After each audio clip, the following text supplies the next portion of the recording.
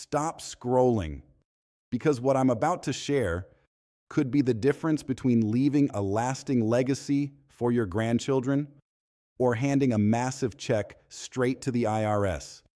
Most people assume their estate is protected. It's not.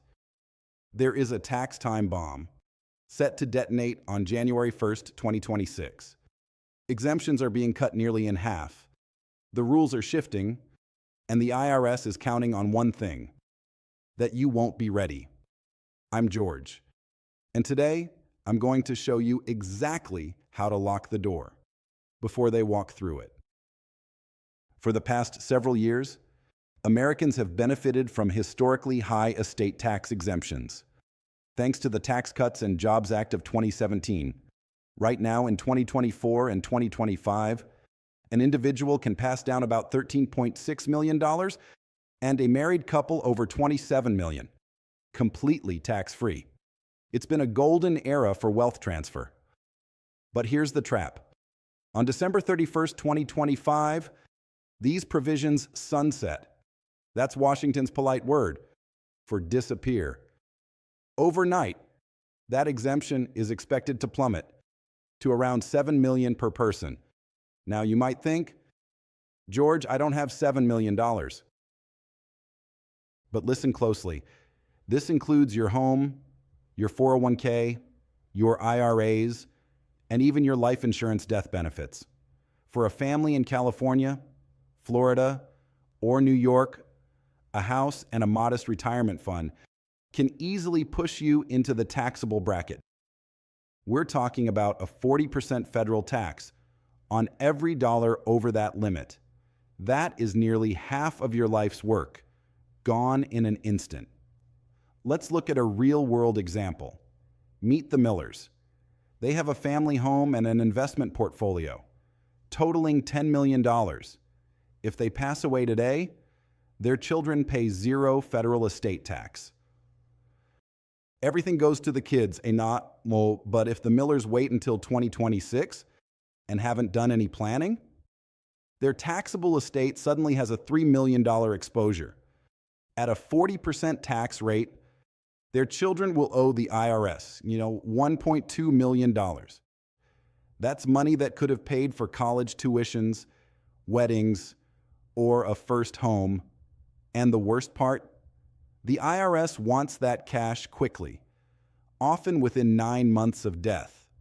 Many families are forced to sell the family home just to pay the tax bill.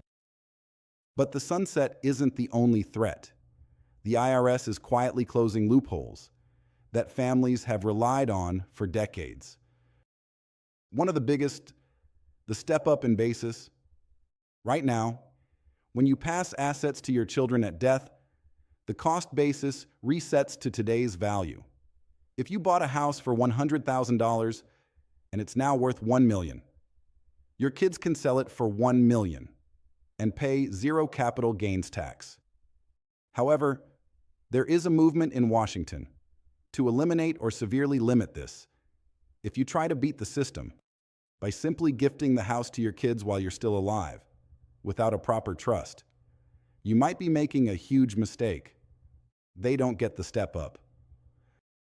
You're handing them a massive capital gains tax bill they never saw coming. You have to be surgical about which assets you move and how you move them. So what can you actually do about it? You have a closing window. I call it the golden window. That shuts on December 31st, 2025. You need to look at 3 specific tools. Number 1, irrevocable life insurance trusts to keep those death benefits out of your taxable estate.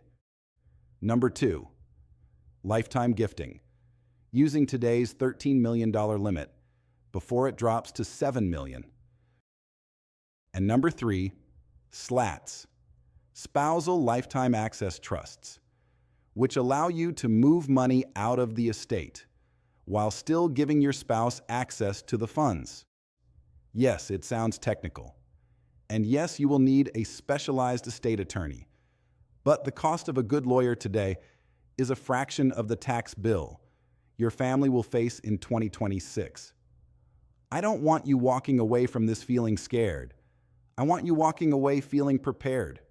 Preparation is the only thing that stands between your legacy and the IRS. I've put together a simple checklist. The 3 questions you must ask your estate attorney before 2026. The link is in the description. It's free, and it could save your family a fortune. I'm George. Subscribe to George's Wealth Secrets, and let's make sure your life's work stays exactly where it belongs, in your family's hands. I'll see you in the next report.